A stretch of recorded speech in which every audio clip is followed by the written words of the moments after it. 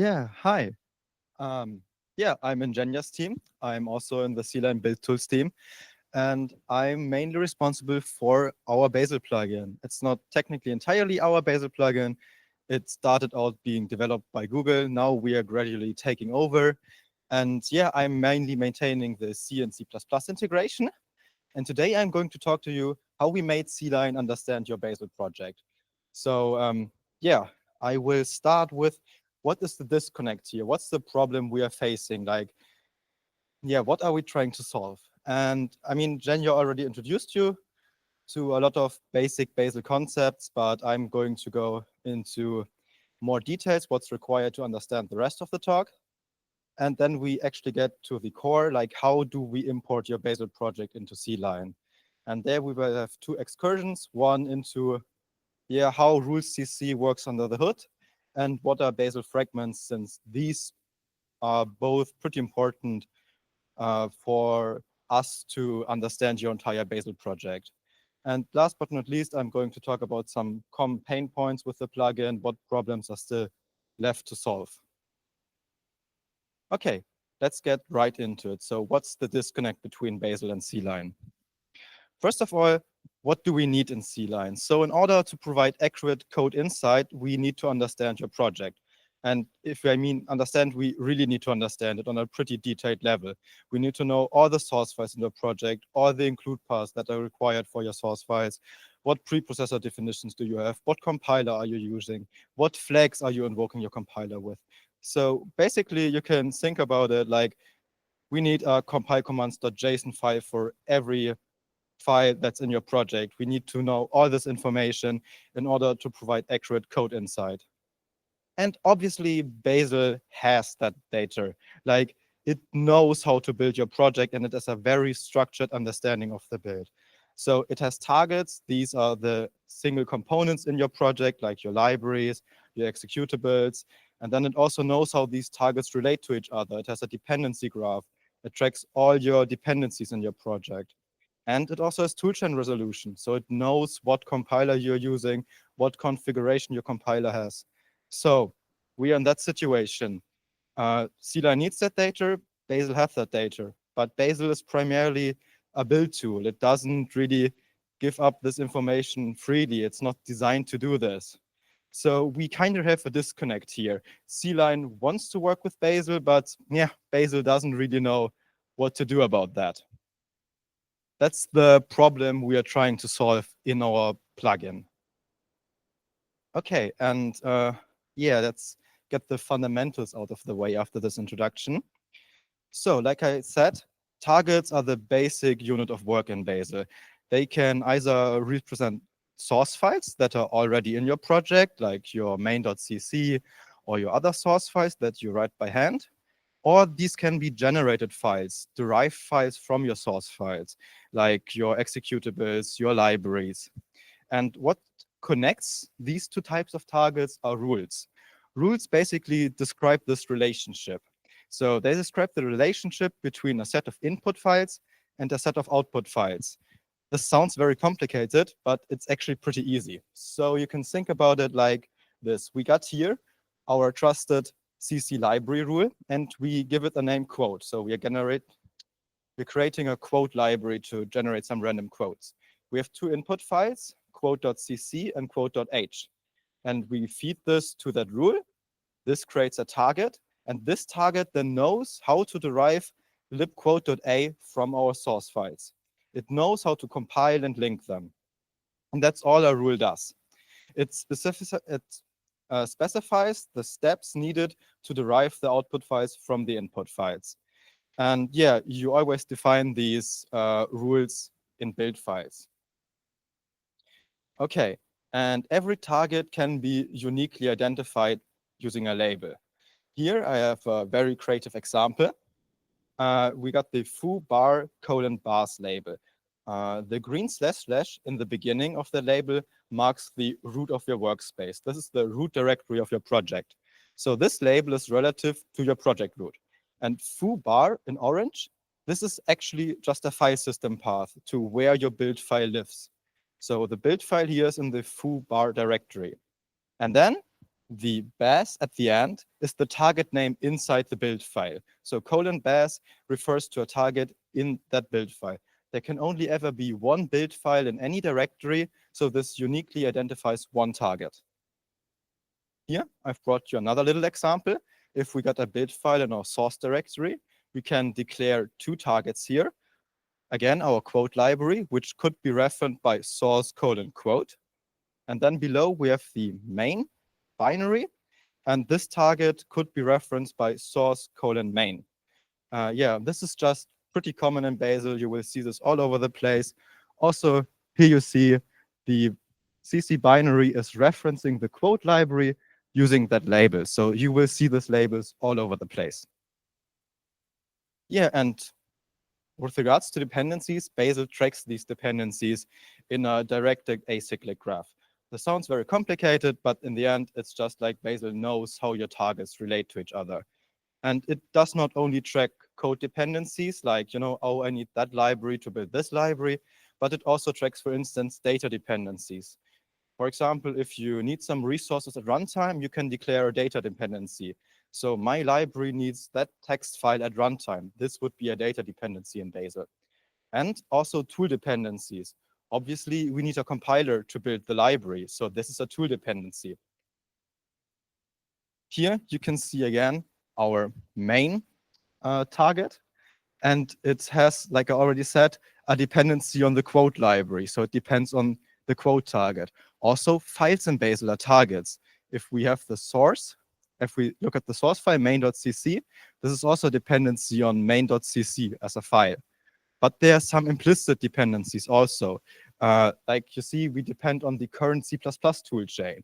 Or we need malloc in most of our applications. So we have an implicit dependency on malloc.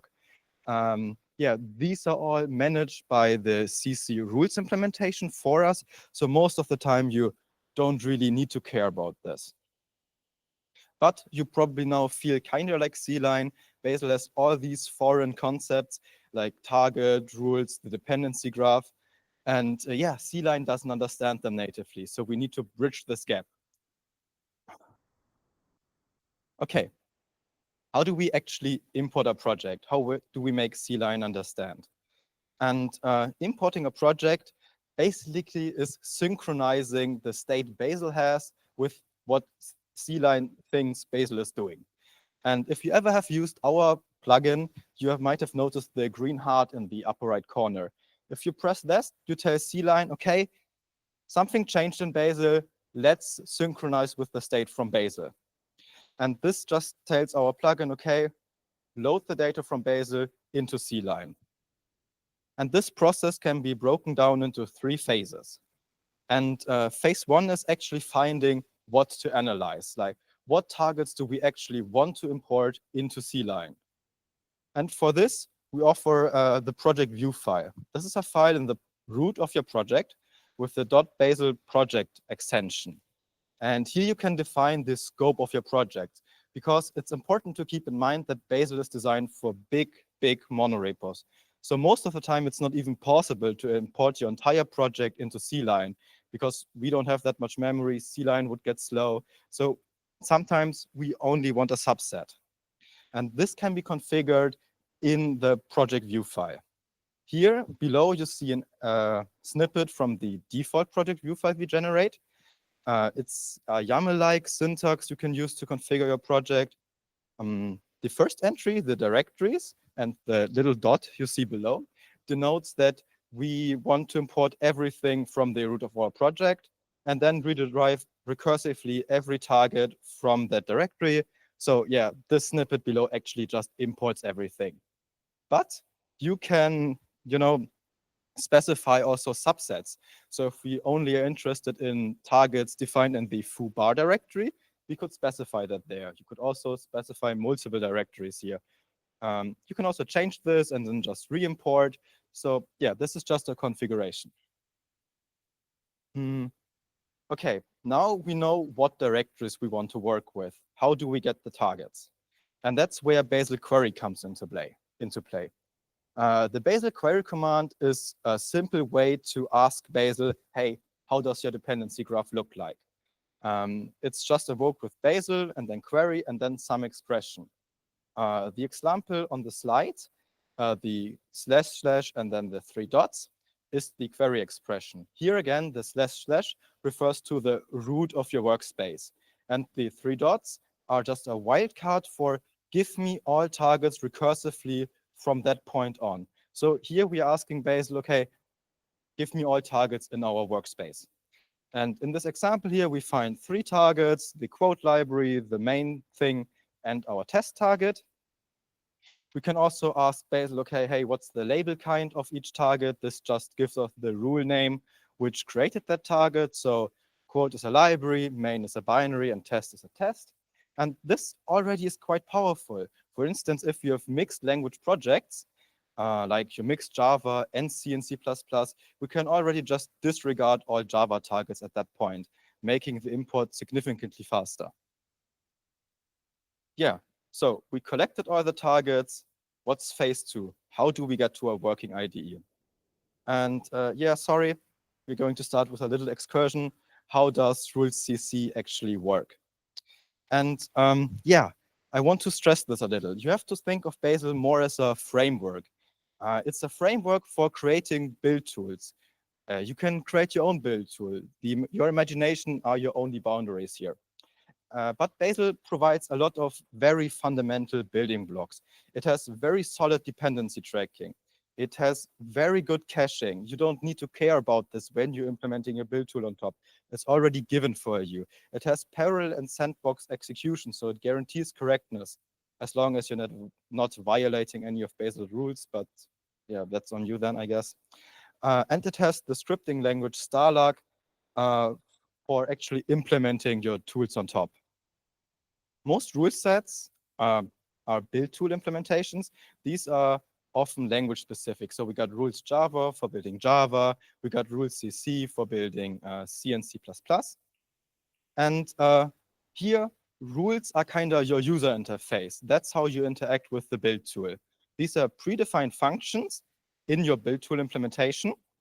And like again, they describe the relation between input and output files. And then rules output something that is called providers. Providers are just plain data objects which describe this relation. For instance, they contain all the input files and all the parameters passed to your compiler to build your library.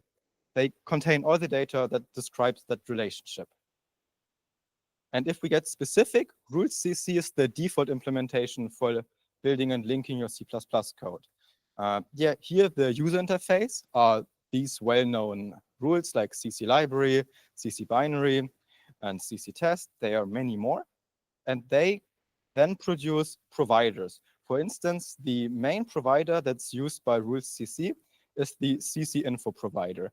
And this just aggregates all compilation data for your target. So this contains your include path, your defines, your source files, your headers, etc. And like I already mentioned, every ruleCC target depends on your current toolchain. And this one exposes the CC toolchain info provider. And that provider gives you all the information about the current C++ toolchain. So there we store the current compiler, the linker, system includes, and stuff like that. And yeah, how do they look like? Here I have a little example for you. This is what a CC info provider looks like. There are 2 main fields here. We got the compilation context.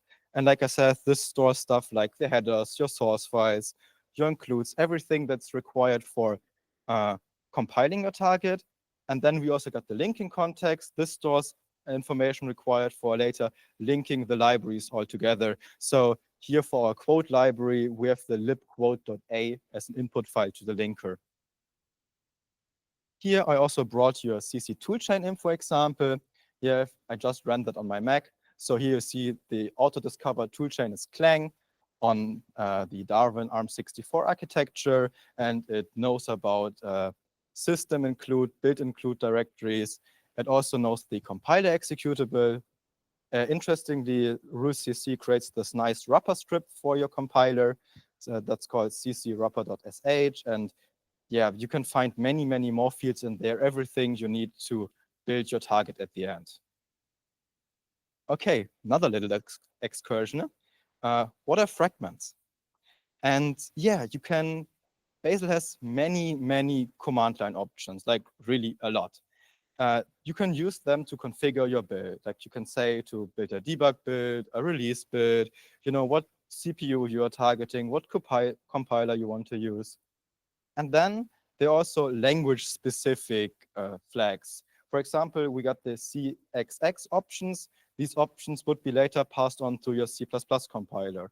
Or the link options, these would be passed on to your linker later on.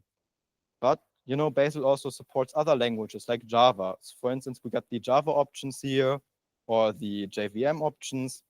And yeah, to reduce the load a little, Bazel groups them into something called fragments. So a fragment is just, yeah, think about the language-specific part of the Bazel configuration. So they group all C++ specific command line flags into one object and all Java command line flags into one object. And why is this important? Because rules can access them.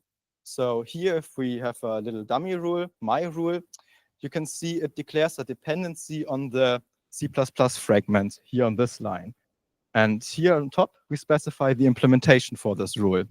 The implementation above, yeah, is just a placeholder, but you see it has access to this context. And we can use this context to get the reference to the C++ fragment on the first line. And then on the second line, we can, for instance, ask it, what options are set for C++. And then I can, use them to, I don't know, build my stuff. And, if the rule has access to this stuff, we need to know what's going on there in CLion in order to understand what your rule is doing there. Okay. That's we're done with our little excursion into this stuff. And what do we have so far? We collected all our targets in our query, and we now know that Bazel has all the information we need. It has the information in the fragments, it has the information in the providers. How the hell do we get them into CLion? And that's where aspects come into play. You can think of aspects as a function that runs on every target in your dependency graph. And in this function, we have the opportunity to augment the dependency graph with additional information. And this function has the current target as the input. So the idea here is we get the current target, ask Bazel about all the providers, all the fragments, collect this data, and then we can actually write it to a file. And once the aspect is done, we can read these output files from CLion and therefore get this data into CLion. So here, that's our plan. We trigger a build because that's the only way to run aspects. Then we gather the required information in our aspect implementation. Then we serialize the data and write it to disk. Since Bazel is a Google product, it has native support for protobuf, which is kind of nice for our case. And then in CLion, we just read that data back in and use it to configure our project. So it's actually kind of simple. Okay, triggering a build with the aspects still actually is kind of simple. We can just tell Bazel, hey, build all our targets on the last line, and we point it to our aspects. So the second argument, the -- aspects, just tells Bazel, hey, where is our aspect implementation? And here it's in the IntelliJ info bundle.bcl file. And in orange, this is just the name of the aspect. Below, we also specify the IntelliJ info CPP output group, because by default, Bazel does not write any files to disk produced in an aspect. So we have to specify this output group in order to tell Bazel, hey, actually write these files to disk, please. That's all we need to do to invoke our build. Okay, second step, gather the information. Here in this snippet, we only, for now, look at C and C++ targets, so no toolchains.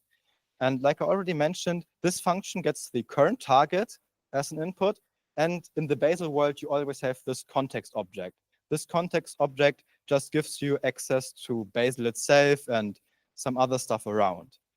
And here on the first line in the function implementation, you can see we are accessing the CC info provider of that target. We can use that bracket syntax to get the provider from the target, and then we can look at the compilation context.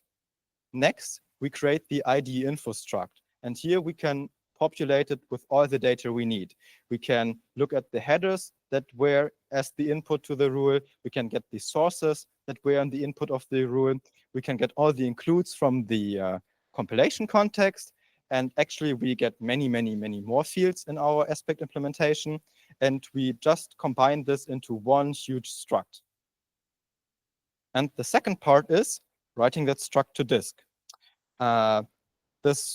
Since Bazel has native protobuf support, we can just tell, hey, protobuf.encode text and pass it a starlog struct.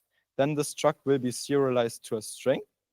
And in the last two lines, first, we tell Bazel with actions.declare that we want to create a new file. And then in the line below, with actions.write, we write our encoded struct to that file. So here, this is how our output file could look like. We get the header file from our quote library. We get the CC file from our quote library, and then we get these Bazel-specific include directories. This is all written to disk at that point. So we later on can access this from CLion. And we can do the same for toolchains. Since our quote library has an implicit dependency on the current C++ toolchain, our aspect will also be executed for that target. So again, we can just gather all the required information here.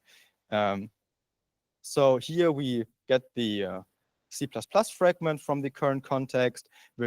This time we get the CC toolchain info provider from that target. And we again just create one huge struct with all the data we need. For example, we get the C++ options from the fragment, or we get the compiler executable from the provider, and we just write that to this huge struct. And yeah, similar to what we did before, we can just encode it again, write it to a file, and that's it. So this is how that file would look like. Here we would get all the options, the compiler executable, and the built-in includes. And yeah, this looks pretty similar what we had in the provider, but that's our goal. We just want to get this data out of Bazel and into CLion. Let's put this all together. How would our aspect implementation actually look like?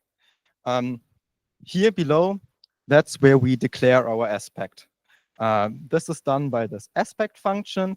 And here we have to provide, first of all, an implementation. That's the function above. And we need to tell it what providers are required by that aspect.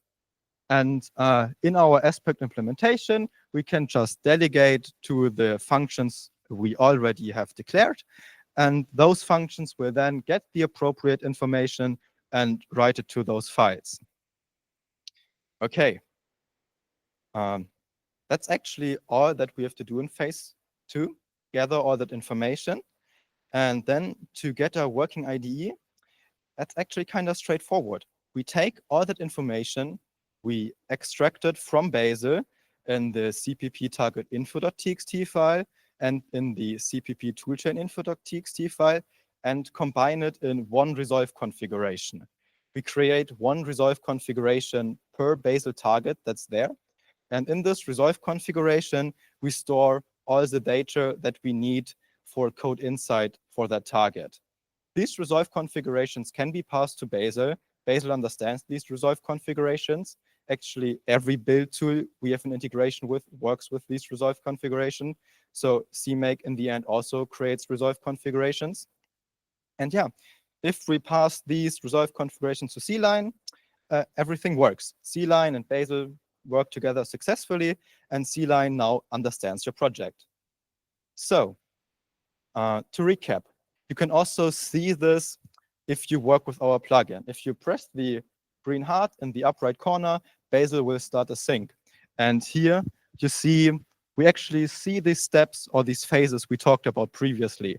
So first of all, we write our aspects because we sometimes need to modify them at runtime, because if you're targeting different Bazel versions, we need to ensure that these aspects are actually compatible with the version of Bazel you're working with.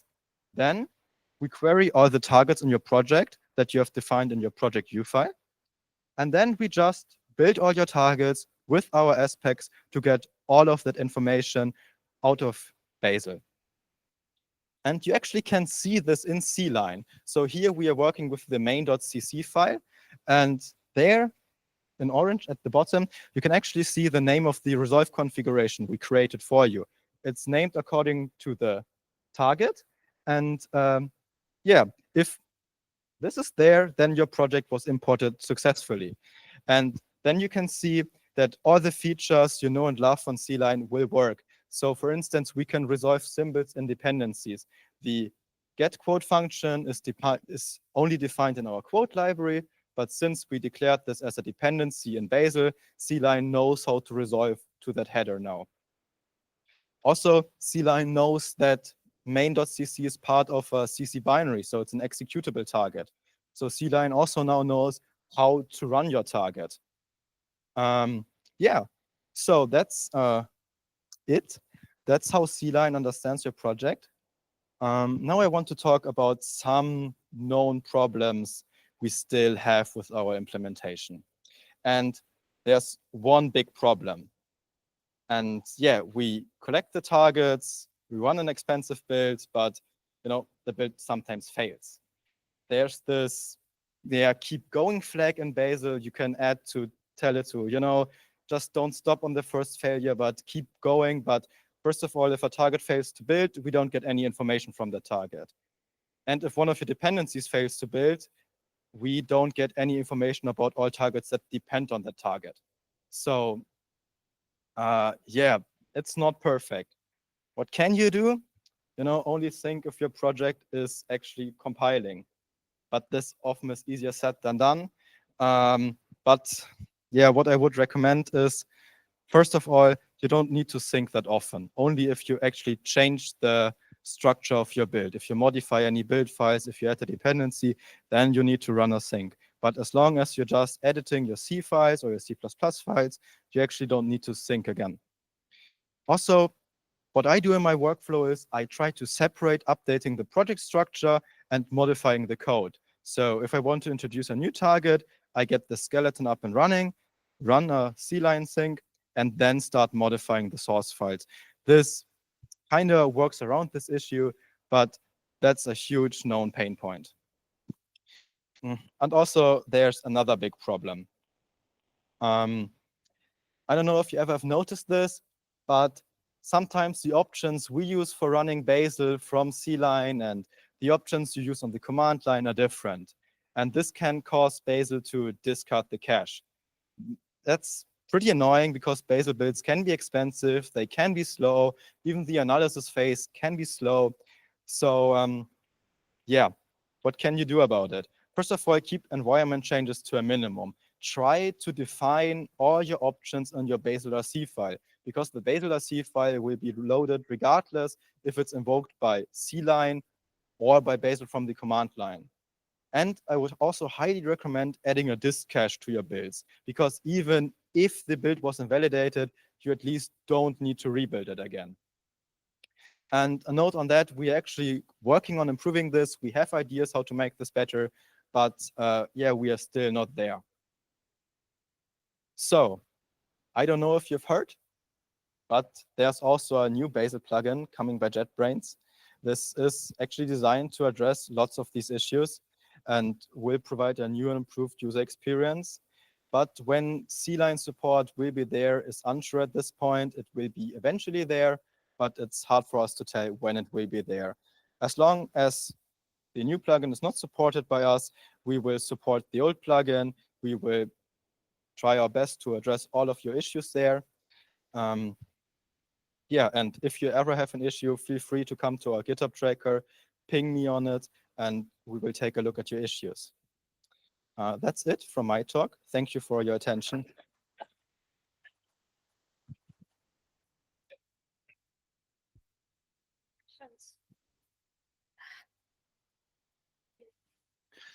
Is the automatic sync when you add a new C++ file from the menus in CLion to the Bazel targets? I would say no, there isn't one. So if you add a new file, then you kind of need to resync manually. Maybe Zhenya knows something about that.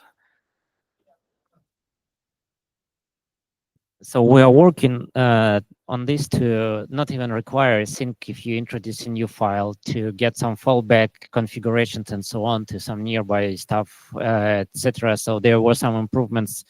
There should be some improvements planned in the 25.1 CLion update and maybe further. So kind of, yeah, sure, it will use something similar, so might not really match your code. So kind of if you would like to have the perfect configuration, then sure, after updating Bazel build files, update Bazel build files, do a sync. So, but we are indeed like sync can belong. We are working to provide you some code inside immediately. So there should be an update soon.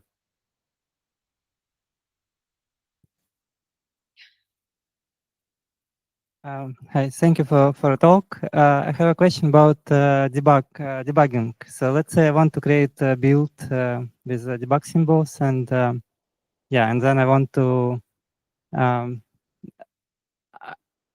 You mentioned in previous talk, I think not you, but Zhenya mentioned that in previous talk it works in CLion. So I'm curious how it works from Bazel integration perspective. So yeah, what do you do for this?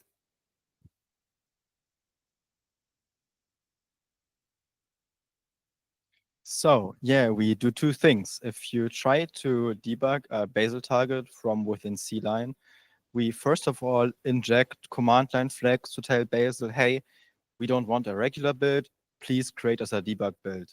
This is on one hand problematic because, cache invalidation, but on the other hand, we need a debug binary.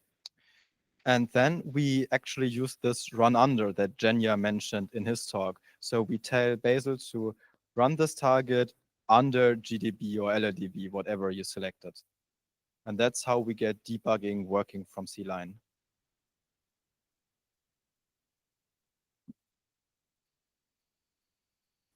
Yes, thanks for the talk. Did I get you correctly that in order for the sync, you need a whole build, so also compiling everything? Is that correct? And my question is, yeah, when we look at CMake, you have the configure stage, which generates the make or ninja files, and then you do the builds. And why is Bazel doing that so differently, that in order for a target to describe itself, you need to fully build it before? Isn't like the sources and the headers and definitions are already known ahead of compiling? So why is it so different? So yes and no. Bazel tries to be really smart about this. So if you run an aspect and you saw that output group, we don't request the default output group there. So we don't actually request the binary artifacts. So sometimes Bazel can get around building stuff. But on the other hand, if you have an input file to a rule, it doesn't mean necessarily that this is in a file on disk. It could be generated by another rule. So in order to get that file, Bazel actually needs to build that other rule. And sometimes you build your compiler or something like that, or you build some tool, you need to generate some file. So sometimes you just need to build stuff, and there you don't get around this stuff. So yeah, it's like yes and no. Sometimes you need to build it, sometimes you get away with not building it.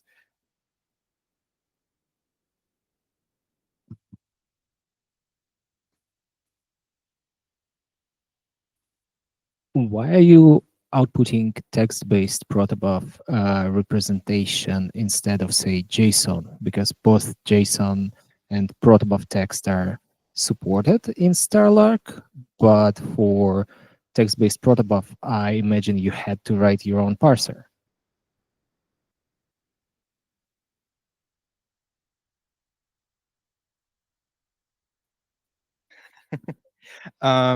So first of all, we inherited that from Google.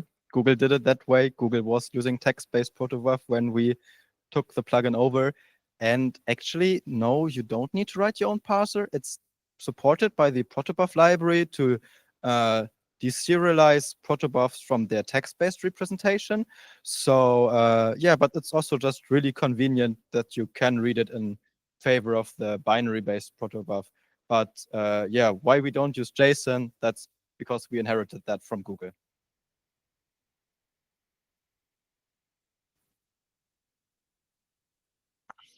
Yeah, I have a question about how much this plugin is compatible with remote build execution that was mentioned in previous talk. Yeah, how how much of computing power can we throw at the problem, and how much CLion can harness this remote build execution power overall?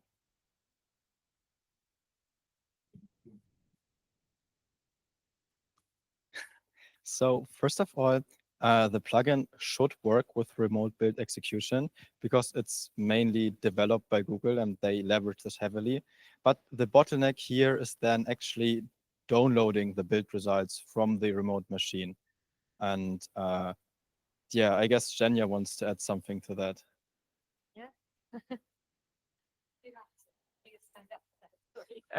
Yeah, there is a very interesting limitation that CLion should be able to invoke compiler to provide you better code insight somehow.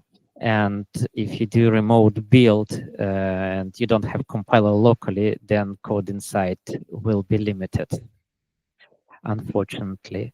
So maybe, but let's just throw something. How to do this properly? If CLion needs to get compiler to get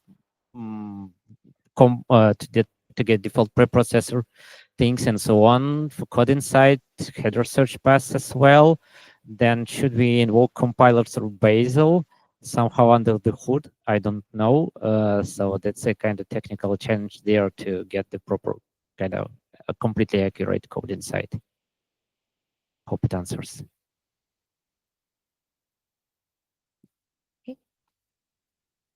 CLion CMake implementation allow for multiple presets or multiple configurations to be loaded at the same time. With Bazel, with the daemon model, does it allow for multiple daemons at the same time, multiple configurations to be loaded on the IDE at the same time?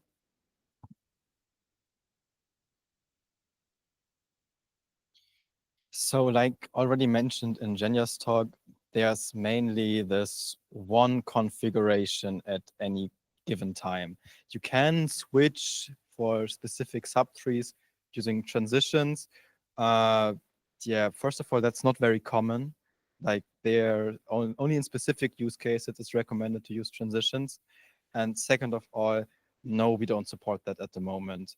We only import the project given one configuration. And if you change your configuration, you have to re-import it. Yeah. Yeah. So we have some ideas. So we have some ideas how to address that and how to use multiple Bazel instances. But yeah, these are just still ideas. We haven't tried them yet.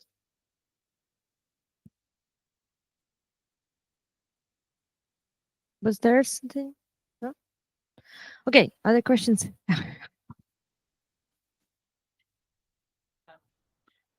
Boring question. If I write CC command based custom rule by any reason, will plugin support it or not?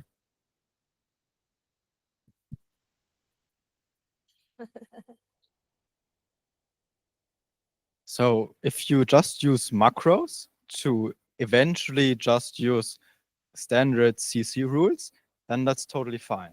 We support that. That's a very common use case. But if you write your own rules on top of that, we have some compatibility if you stick to the rule CC providers, because we can still get that information.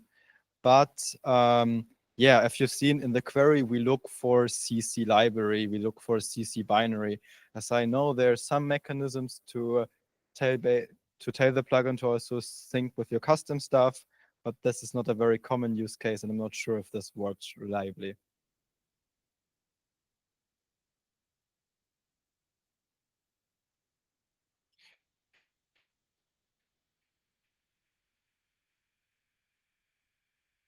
Yeah. Yes, I know that's kind of the same thing because RuCC is just a wrapper on top of that stuff. So yeah, I'm kind of hesitant to say yes because I'm not sure if it works. More questions?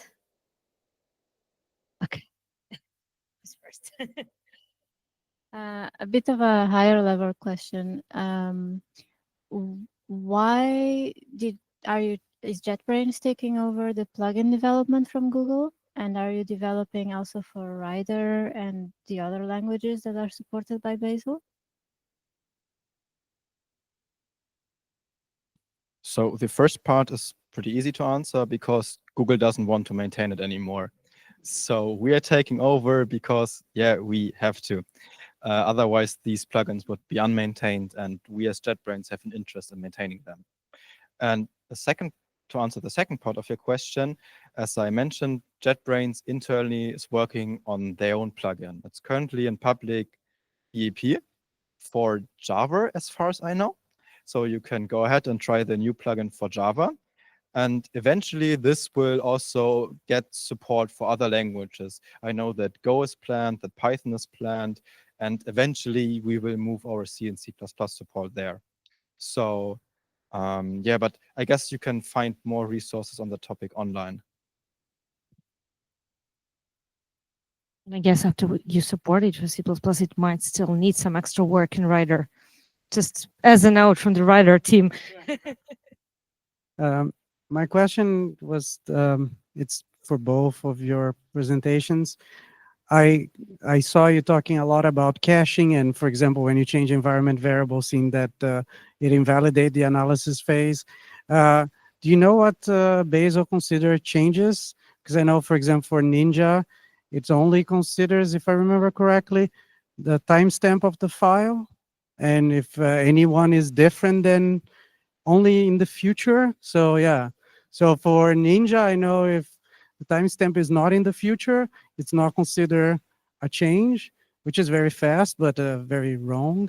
And my question is like, does it use just timestamps? Does it use hashes of files? This daemon that is running, is that looking for file system events? How does it keep track of that? So how Bazel discovers changes to files, I'm not sure on the details, but I know that it's hash-based and it just scans everything again. So if you change a file, it will notice that. If it's like the timestamp within the past, I don't think I think it will still be invalidated. But I also know that Bazel is very particular, so you can invalidate it very, very easily. For instance, if you update your path environment variable, Bazel will discard everything.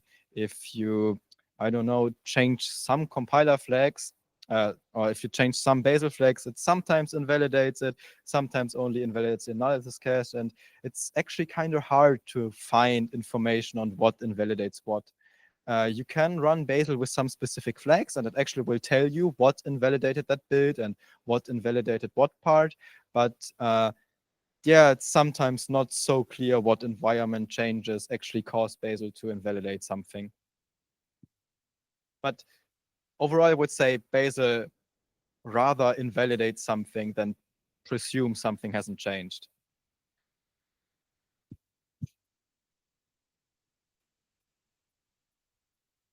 Yeah, you're using the interface of Bazel, but isn't that also subject to change? And do you have any agreements with Google, or I don't know, what happens if the query command will not give you what you want?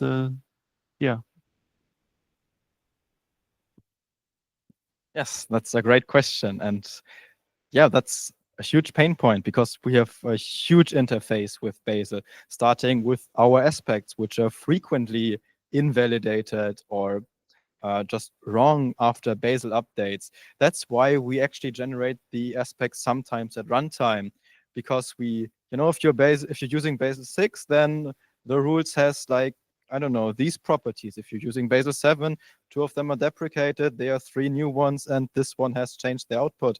And yeah, that's a huge problem. I'm not particularly sure that like the queries thing will change in the near future, but that is a huge problem we are trying to solve. And yeah, that's why we're only supporting back until Bazel version 6. Yeah, because too much has changed since 5, and maintaining the stuff would be impossible for us.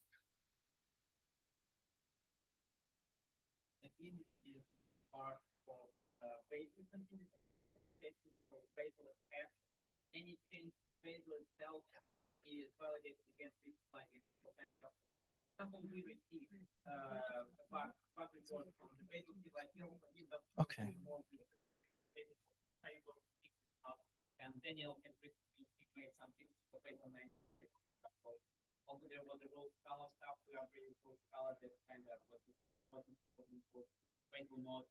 So we're trying to be ahead of any changes that really publicly during this Bazel.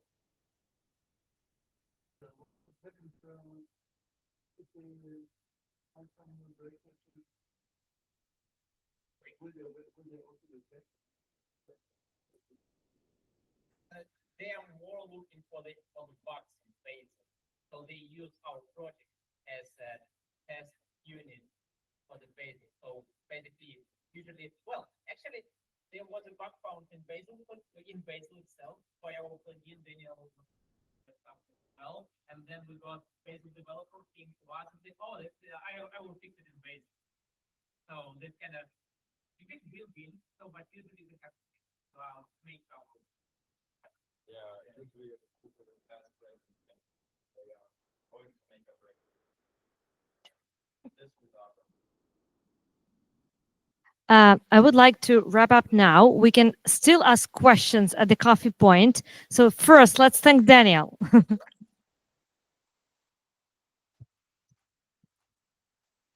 And now, tough job for Daniel. Select winners. You can't escape. Yeah.